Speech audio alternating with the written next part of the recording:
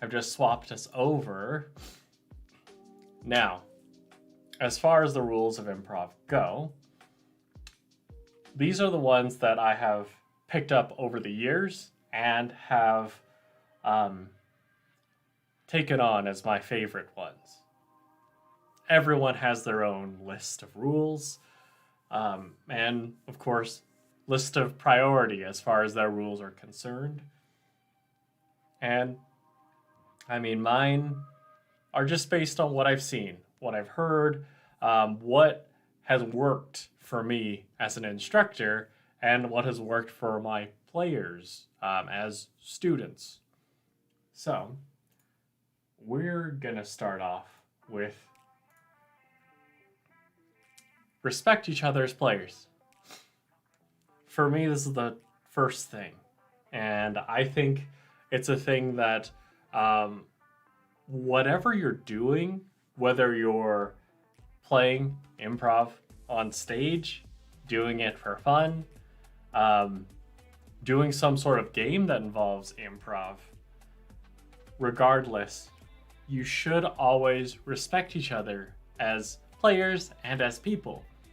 Because as far as delivering, I think I'm having, okay, there we go. Sorry, my connection lagged for a second. Because whenever it comes to doing anything for fun,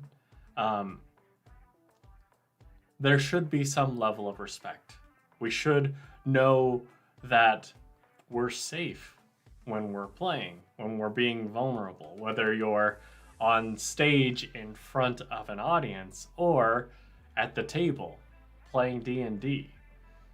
When we step up to do this, we have to know that we'll be taken care of. And that's why I say we respect each other as players, because we want to make sure that as far as each individual is concerned, that we're not going out of our way to belittle each other. And this includes and encompasses the ideas of, not being a jerk, of recognizing when, as a player, like in character, when you might be getting close to a line, crossing a line, or, just some basic human decency things. I always teach, as far as like improv goes, we don't want to be racist, we don't want to be sexist or anything like that, and I think that extends to the table too. You want to sit down at a table and know that you're amongst a group of friends. Even if you're meeting each other for the first time at an Adventurers League event or something, you want to make sure that everyone feels comfortable. Now, once we've got that, it's all about making everyone comfortable.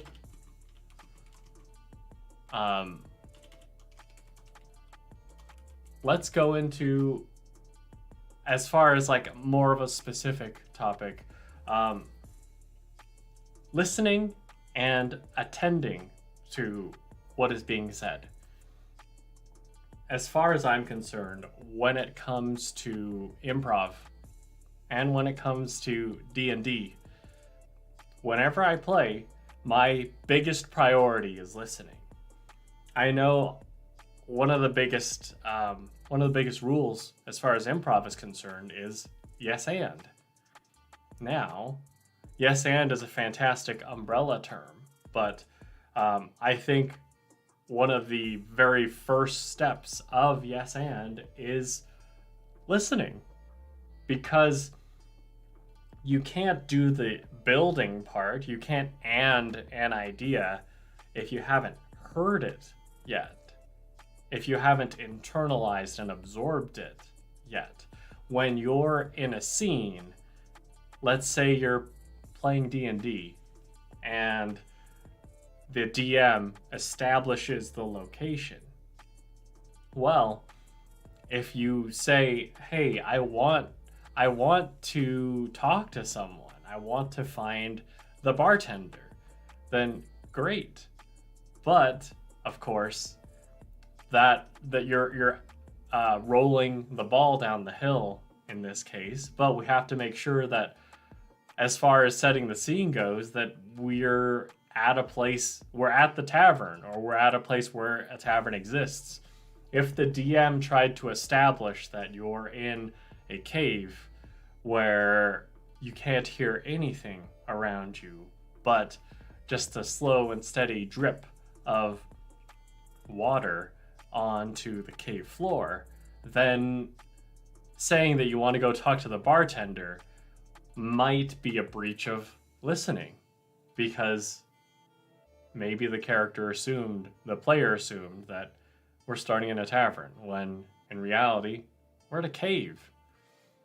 Now, the first part here, listening, is to make sure that you hear what's being said. You hear, in that case, what the DM said to establish this location. But you're also hearing, when it comes to interacting with other characters, all the words, as well as the body language, everything around the words. And that includes, of course, like tone, subtext, which is huge, because I mean, I've covered this in a video before with like the DM. When the DM asks, "Are you sure you want to do that?" Usually that is a pretty clear hint of maybe this being a little more dangerous than you imagine in the beginning. So being able to pick up on that is huge. And the same goes with your other scene partners here, with the NPCs, as well as with the other players around you.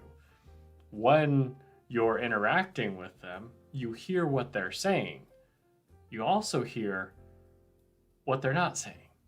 Not to say that your character understands everything, but you understand.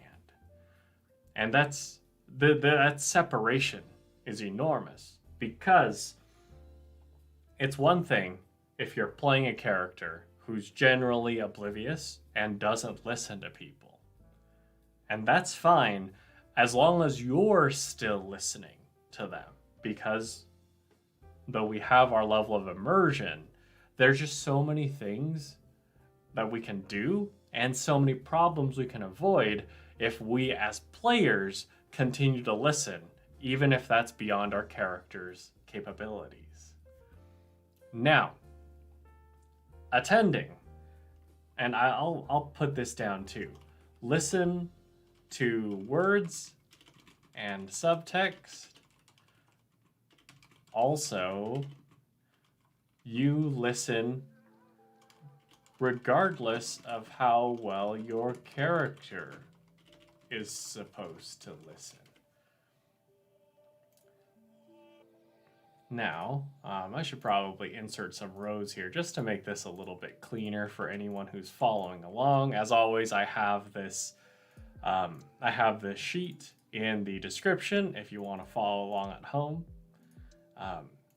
But the attend portion here,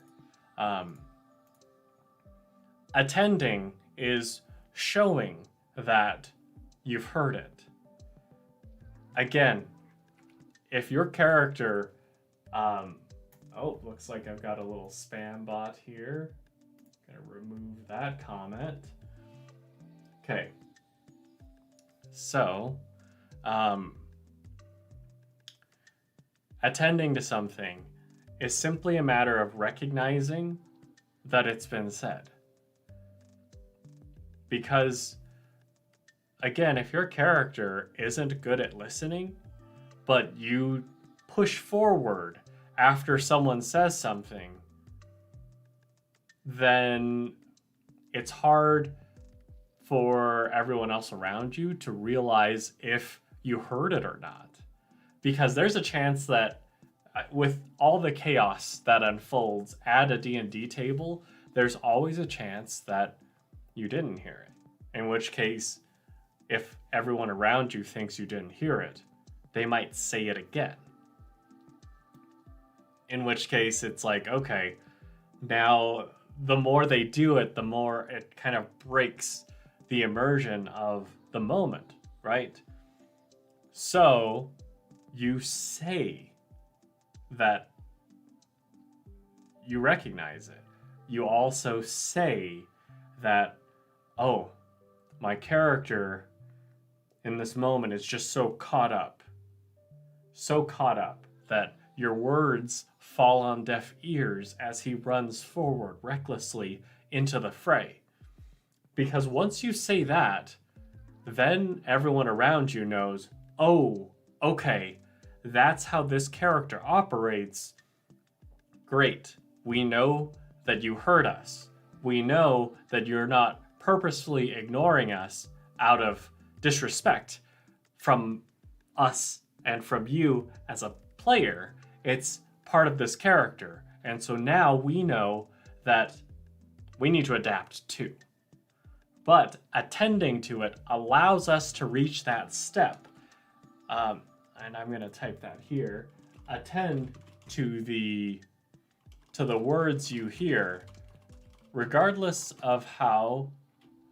Attend to the words you hear so you can justify if your character or how your character responds to the information. Because, and like pulling it back to improv, one of the biggest things that, one of the most powerful things that you can do is to purposefully ignore something. And the only way you can do that is if the only way it becomes impactful is if the other person knows you're purposefully ignoring it. Just like at the table, your character has this trait of maybe tunnel visioning in and focusing and running in, but that is only established as a trait if we all recognize it. And in order for everyone to recognize it, you have to properly attend to what's going on. You have to have internalized and addressed it in some way. If you're in an improv scene, the easiest way to make that clear that you're ignoring someone, since you're not going to be able to do the same sort of step out of character, describe what's going on sort of thing when you're on stage in front of an audience. The way to do that is simply to make eye contact. Make eye contact and show the other player that you heard it. And this is how your character is choosing to deal with it, choosing to respond. Now, we're going to jump into, oh, I made a row in the wrong place. Sorry about that. Reacting honestly. So, when it comes to a moment, this is something in improv that a lot of people don't do. And I say a lot of people, I mean like when it comes to someone that's newer, especially if they're stuck in their head, if they have a certain expectation involved. Hello! It's so good to see you. Thank you so much for tuning in. We are currently on Rule 3 of the improv rules that I teach. So if you have any questions, please feel free to jump in. But if not, if you just want to sit back and watch, feel free as I continue forth with reacting honestly. So, honest reactions are powerful and they're rare. And that's why they're powerful. Because I think of it like this. In day-to-day, how often do we react honestly to something? And how often do we censor it? And by that, I mean, classic example. If you're at a store, you're checking out, cashier asks, "Hey, how's it going?" Well, reaction, probably, "Good, how are you?" Something like that. Or like, "Oh, same old," like those cliches that reveal nothing about what's actually going on. And that's perfectly fine. Because honestly, if you gave the honest reaction all the time to anyone, then that'd be chaos. That would be terrifying for everyone, especially everyone in customer service. So I'm not advocating for that. But I am advocating for whenever there is a moment when you're on stage or at the table, when something happens, as a player and as a character, find those honest reactions, because that's powerful. One of my favorite players, I'll call him B because I don't want to out him, but he is amazing. He moved to America right when he turned, 19? Didn't know any English. And when he got to Utah, he enrolled in my class. And it started off a little bit rough because he didn't speak English very well. A few months later, fluent. Crazy. But the thing that he did the best was just honestly reacting to whatever's going on. Because in improv, our natural inclination is to do the crazy thing. It's to try to make up something hilarious, make up some joke. Because, when it comes to improv, comedy is typically the focus. But there is such a potent comedy in reacting honestly, in being willing to say the first thing. Again, I put this at number 3, so make sure that as far as saying the first thing is concerned, the first thing that comes to your head, that we still follow respecting each other, because as far as those lines are concerned, we need to be able to be vulnerable. And if it's a hostile environment, we can't. But then listening and attending. If you're reacting to something, so make sure you're listening properly so your reaction is in tune with what's going on. Now, that honest reaction, that's something that you can use to fuel you in the moment, in the scene. If you're at the table, I want to make 2 distinctions here of if I can spell a thing, 2 distinctions between player and character. Because sometimes something is gonna happen at the table that blows your mind. And I'm thinking good things. Though it may not seem that way to the character. For example, if your DM is able to weave something together that genuinely surprises you, then say it. Oftentimes, emotions end up being sequestered away for maybe fear of being vulnerable. Emotions aren't viewed as being the cool thing, right? They tend to be the things that are if you show the emotion and then someone's like, "Oh, it was just a joke," and then it's like, "Oh, you got me." Oh my gosh, I'm so embarrassed. Well, I would say that when it comes to improv and when it comes to playing at the table in character, react. Allow us to see those reactions. Because, yes, absolutely. Absolutely. That fear of rejection is huge. It's like whenever you are willing to open up like that, it makes it, if everyone is like looking at you like that was weird, then that's a rejection. And it sucks. That feeling sucks. But I'll say this, when it comes to improvisation, the more you're willing to open up and allow yourself to step onto that branch, to show that side, it might help other people to break free from that like disdainful, contemptuous look at emotions too. And when you can react honestly from the player side of like, what? That was crazy.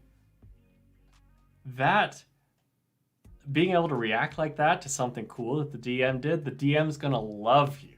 The DM's gonna love that. Love the fact that their surprise surprised you. And then, I mean, that'll give them some energy. That's something that I don't talk about too much, but it's like, when it comes to improv, if you don't have a live audience, it's hard because you get energy from your audience. And the same is true at the D&D table, because I've played in some very long sessions where because of my players getting into it, I might have been exhausted after 2 hours, but they got into it, they got excited, and I was able to feed off of that so that I could keep going with as much energy as I can. So, as a player, react as you would, and that'll feed the DM and help other players around you open up. Now, in character, and this is something that like you can definitely do the step in, step out sort of thing. Maybe there's something that's super surprising for you, that's delightful for you. And then you step out of character, react, saying that was crazy, that was awesome. But then when you jump back into the character, you can address it and say, oh man, with that, Gorg is terrified. He sees all these swarms appearing around him, and for once in his life, he is scared. And being able to do that is great for character development. But here, the recognition is simply that you're reacting honestly as yourself and also as the character, and being able to separate the two so that you're able to provide that energy and also provide your contribution to the immersive world with your character reaction. One of my favorite ways, whenever I'm in a show, because, like I said, a lot of times honest reactions are difficult. They're hard to come by. And people don't like feeling and don't like showing that maybe they were caught off guard. But some of my biggest laughs on the improv stage and at the table are when I just reacted. I just saw something happen and I was like, what? And once I did that, that broke the tension. Because there are certain times, especially in improv, because of how crazy initiations and moves can get, where the audience might be thinking that same thing of what is going on here. And when you voice that, you're able to become their stand-in. And now they're on your side, at least for the time being. With a befuddled reaction. There we go. Cool. Now, next thing, and this is, I'd say, maybe the sort of step that, there's so many layers in it that this can get a bit complex. I'm going to take it one step at a time. So, make a decision. In improv, when you make a decision, that is now your roadmap. And there's so many things you can make a decision about. Now, these decisions all fuel through the rest of my rules of improv. But the big thing here, the big takeaway I want you to have from this rule is that we don't want to see you on the fence. Because when you're on stage in improv or at the table, you know your character. And you get to make the choices and you get to push forward in such a way that aligns with your character and pushes the action forward. Of course, when you're on the fence, typically being on the fence, there are lots of reasons for that. And if you're on the fence for a good reason, then push with that. But what I want to avoid is, let's see, here we go. We're trying to avoid being on the fence for, or out of fear. Question, what's the best flavor of Spam? Okay, I got you on this. Thank you so much for showing up, Fry Minis. You have been such an incredible mentor, so I really appreciate it. My favorite kind of Spam is, I know there's lots of like special German kinds. There was one that my friend loved that he would have imported. And I tried it and I was like, okay, that's pretty good. There's two that I like the most. The first one is one from Hong Kong. It's called Ba Ju Zai, which directly translates to white piggy. But the special thing about it is that it's very, very tender, maybe more tender than regular Spam is, if you can believe that.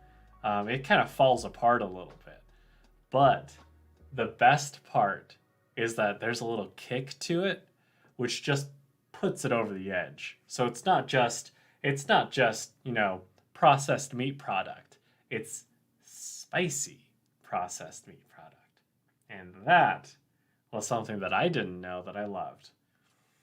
Now, the second one is generic Walmart brand Spam.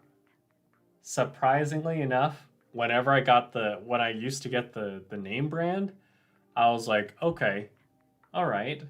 But then I got the generic kind. I don't know what happened. Maybe it went bad or something. Because I always thought generics were from the same factory. And I assumed that they were. But maybe something in the form of it being cheaper, maybe some corners were cut in such a way that made it better. I don't know how. It just was better. Yeah, absolutely. Well, and it's so weird because it's like regular spam is actually whiter than this the Hong Kong kind of spam that I was talking about, because there's that redness of the like chili peppers. But hey, that's where we got to. So those are my 2 picks. Thank you so much for tuning in. I appreciate it. All right, now as far as making decisions, we don't want to be on the fence out of fear, specifically out of fear of judgment. Thank you. I appreciate it. Out of fear of judgment, or fear of, I mean, I guess it's all fear of judgment, like looking like a fool. Because there are oftentimes situations where we know what we believe, we know what our character believes, but we're afraid to say it because we don't want the other players around us to think we're like, maybe we don't have much confidence in our decision, in our idea, and we don't want to look stupid, especially not in front of our friends. But in this case, if you're feeling that fear, I'd like to challenge you to push through it. Just say it. Make the decision. And you can create some beautiful dramatic moments instead of fading away into the background. You can have your own little, and not to say that I want like a PvP TPK or anything, but you could at the very least have like some level of dissent in your party where you can butt heads a little bit, and that might lead you to a better conclusion if you're trying to figure out a plan. I think of it like a negotiation. There was a book that I read about negotiations. I pronounced that horribly, negotiations. And it was written by a man who would do hostage negotiations. And from his point of view, I mean, when you're trying to negotiate for the lives of people, there's no 50-50, right? You can't just say, oh, I'll take half, you take half. That's madness. As a hostage negotiator, you have to, like, your minimum is to get everyone out. And as a result, the way he described negotiation was, no is what you want. Someone saying no is great, because that's how you know you've started negotiating. If you present an idea and the other person's like, yeah, let's do it immediately, then you know that, oh shoot, I could have gotten more. It's like you've presented them with maybe a situation where they feel like they've won 80-20 if they say yes immediately. If you want to do a full-on negotiation where maybe both sides are 100% in, you're going to have to get a no. You're going to have to push those boundaries, and you're going to have to say no too, so that you can find that middle ground where you're happy and the other person is happy. So, when you make the decision, whether you're on stage or at the table, this will help you get to that point of equilibrium. Oh yeah, absolutely. Okay, so fight back, ignore the fear that prevents you from acting on your instinct. That's a fantastic question, Jordan. So, as far as ignoring the fear that prevents you from acting on instinct, it's a tough process. It's simply a matter of being in tune with yourself, because you have that instinct. You know what you would want to do, you know what your character would want to do, what you want to say, and you've got that fear in front of you. In that case, first off, I mean, I've had this happen a lot on stage or in a game where I had the idea and I had that block. Now, those moments, we remember those moments. The key is that every time you're presented with another little moment where you have an instinct, trust your instinct. And by that, I mean like, because we have those pivotal ones, the ones that have the high pressure, the high stakes.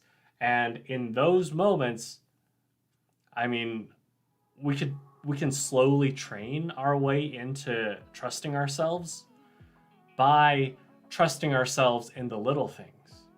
It's all the little things that add up to shape the way you approach your own ideas. When I started doing improv, I was afraid, I was terrified, but every little thing that I was able to do, it's not like, oh, I'm gonna build up all the way and avoid the big ones until I'm ready. No. You get thrown all sorts of things.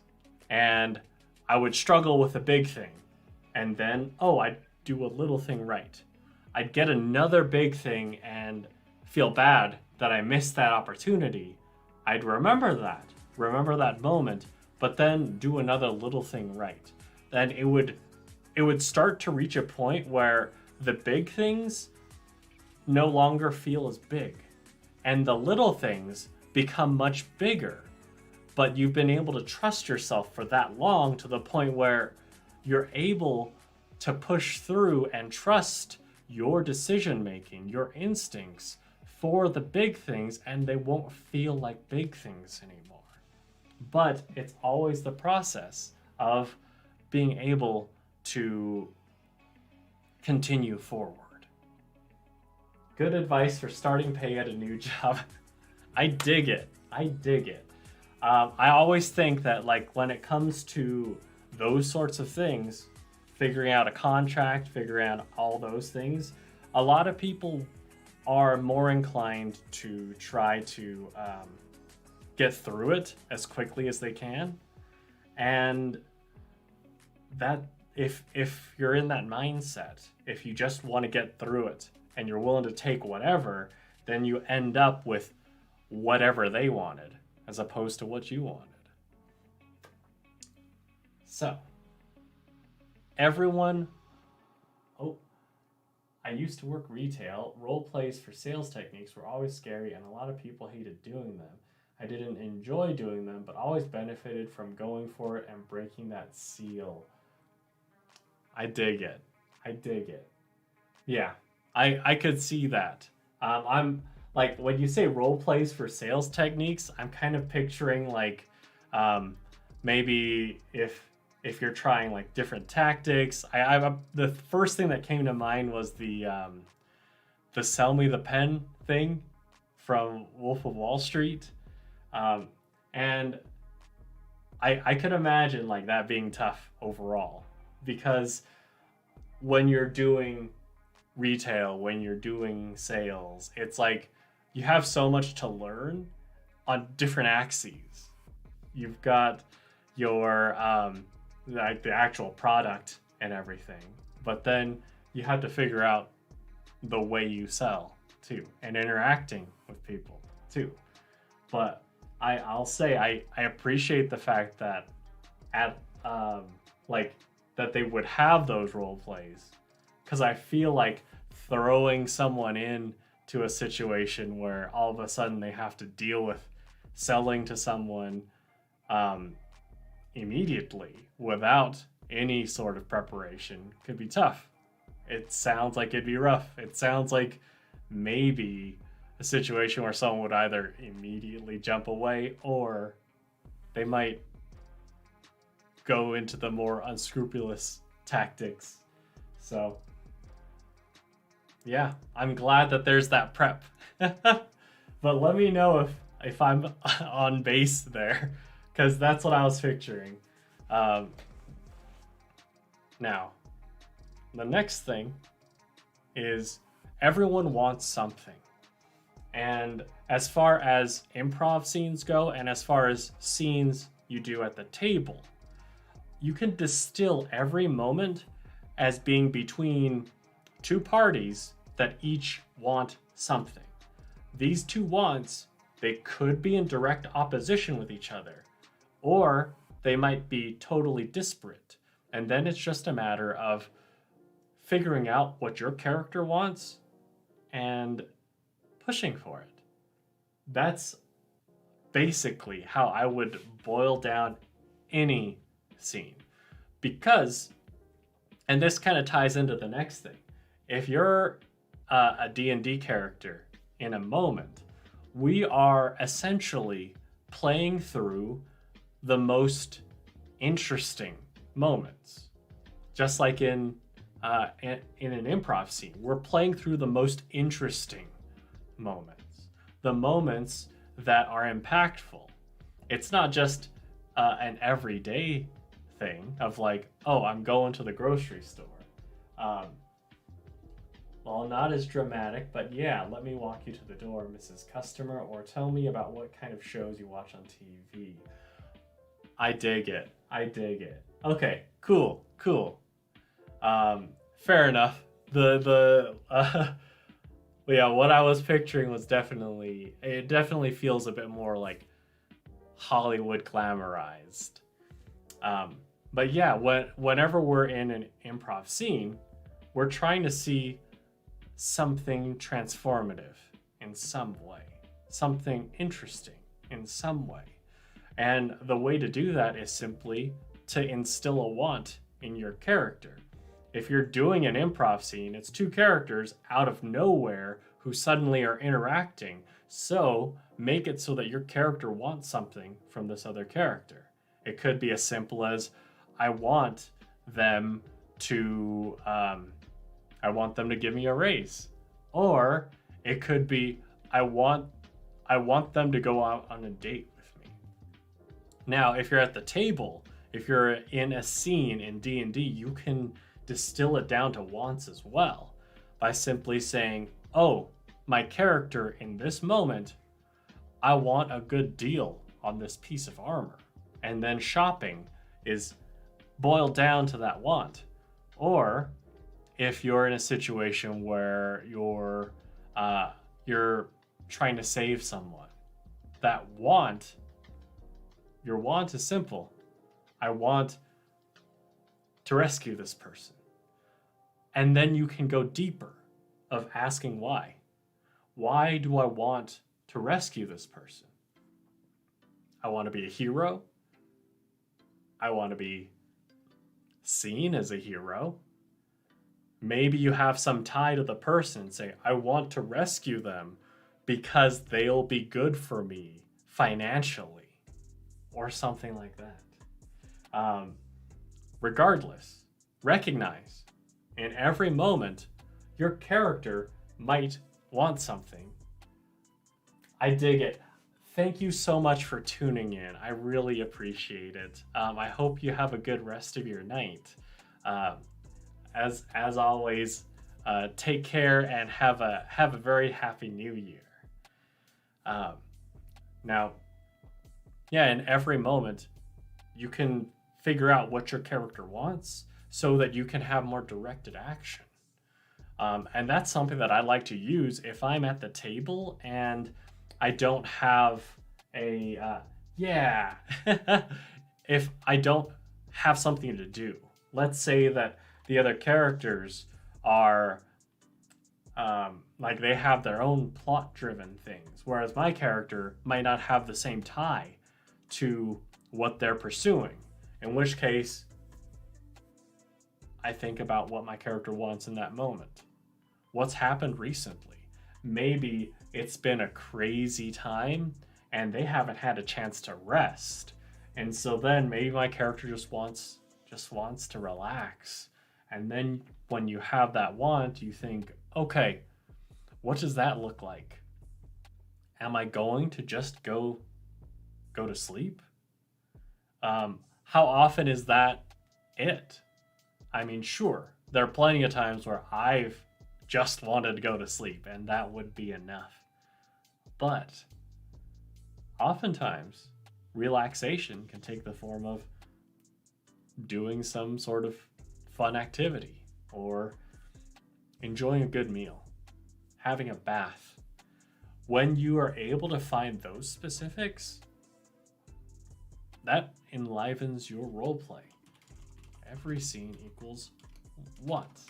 Okay. Now, I mean, I've kind of jumped ahead a little bit here. Hey, Jeremy. Thank you so much. With yes and being so important, how do you handle an NPC having to say no? Sometimes you have to say no, but I don't want a party member to feel like I am shutting them down. I dig it. In that case, the way I see it is that if you're saying no, no isn't always just like shutting the door. No can be a negotiation. However, if it's something that's straight up like out of the question, then express that. Because just saying no that this NPC isn't into that. Like oftentimes my players will be like, hey, could we get this person on our side to go into the fight?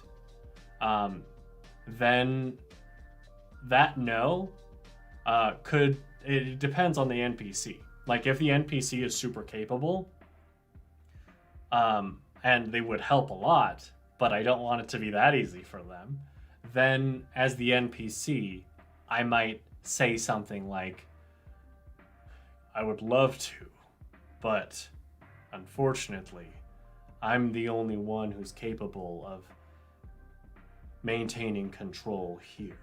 You've seen these other guards around here and how, unfortunately, how green they are, how inexperienced they are. If another attack happens here and I'm not around, we might lose the city. And then once you say that, then typically the party members are going to be like, oh, okay, that makes sense. Now, someone might try to argue for a persuasion roll. In that case, you have them roll, but you find a way to make it, instead of it being pass or fail, you make it like a gradient. Because a lot of times when we view that roll, we view it as, if I'm high enough, I get what I want exactly. Or if I'm not high enough, then I don't get what I want. But you can make it so that even if they can't get what they want, in that case, getting this NPC to fight with them, even if they roll a natural 20, you can still provide something satisfying. Let's say that they did roll a natural 20, and this NPC, you don't want to send them along with them. In that case, you just find little ways to help to reward that natural 20 without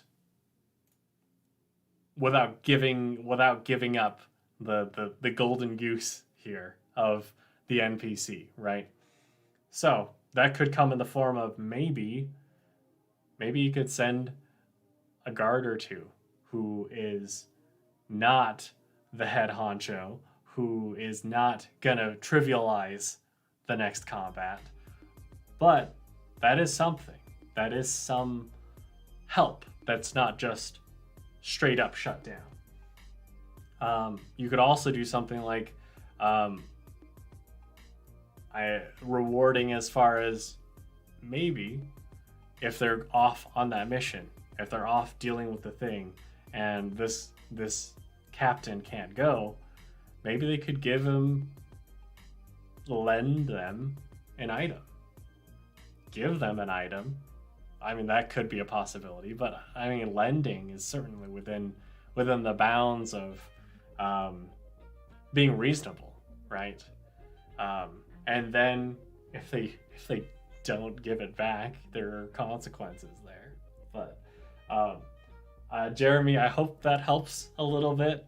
And I'll say this, if it's something outlandish, I mean, I addressed this earlier too, with like, respect each other as players. I mean, there are certain things that people, if they are inclined to ask for certain things that are beyond certain boundaries, then it would be a very clear no. That would be the one situation where I just shut it down, because it's like, there are certain types of content that I don't want in my games, specifically because I have kids in my games too. And it's like, there's just certain situations where if someone's like, I want to seduce the dragon, and I'm like, there's a 7-year-old next to you, right? Let's fast forward through whatever this is. Yeah.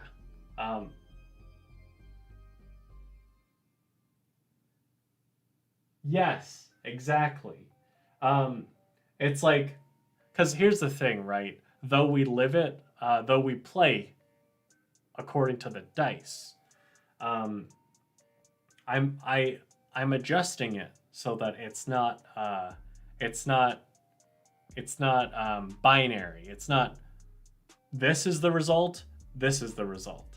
You find ways in areas in between, and if the result that they want is impossible, you still have contingencies, other possibilities in between, so that the roll does have some benefit. On the flip side, you could also add in little things, and I guess it really just depends on your players, depends on how hardcore they want to be, but there are also possibilities of more negative outcomes. I think of this in terms of like a shopkeep. For example, let's say the shopkeep is trying to sell this prized magical item, and the player is trying to convince them to give them the item for free. All right. What if in this case the player rolls a natural 1? If we're just going yes or no, then it'd just be a no, right?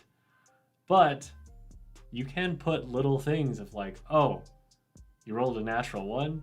In that case, the shopkeep is offended at you suggesting this idea. And as a matter of fact, in this haggling, they're going to increase the price a little bit, because it doesn't seem like you're being serious and you're wasting their time. So I always like to find like little ways, little steps in between, so that we can provide that variety there.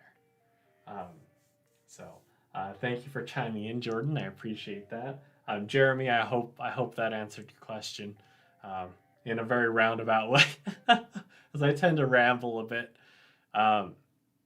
Okay.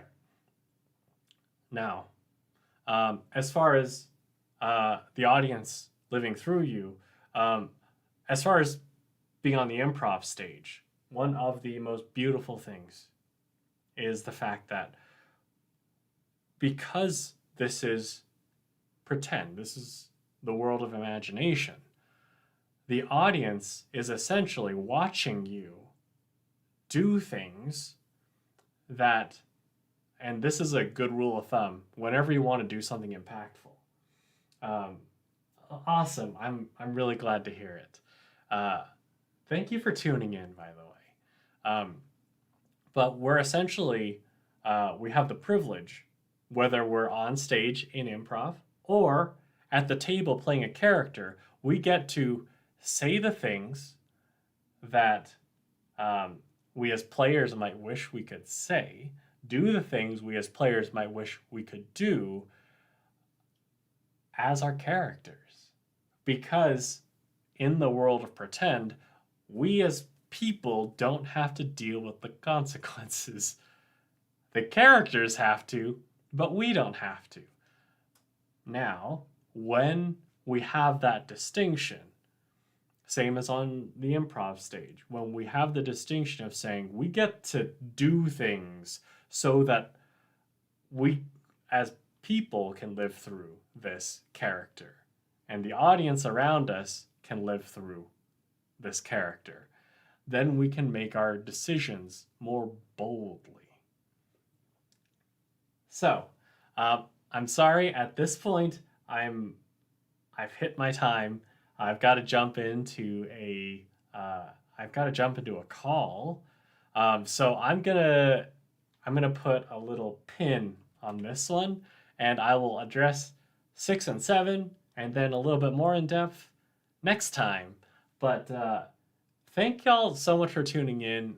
Y'all are awesome, and well, until next time, take care.